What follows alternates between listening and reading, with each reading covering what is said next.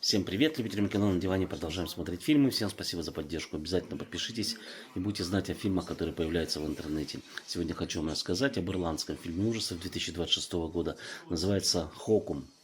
Писатель Ом приезжает в уединенный ирландский отель, чтобы развеять прах своих родителей, но оказывается втянут в мрачную тайну. Бесследно исчезает горничная Фиона. Пытаясь найти ее, Оум узнает о запретной комнате, в которую никого не пускает. Номер для молодоженов, где, по слухам, живет ведьма. Но он туда все равно пробирается и оказывается в этой комнате запертым. Выйдет он оттуда живой или нет, вы узнаете, если посмотрите фильм. Я ему твердо 4 балла поставил. Он довольно интересный, мрачный такой камерный фильм. Длится он 1:40. Единственное, что там нету каких-то супер спецэффектов и супер грима. Но это и, наверное, этому фильму не нужно. Он все равно получился довольно интересным. Поэтому мой совет — смотрите.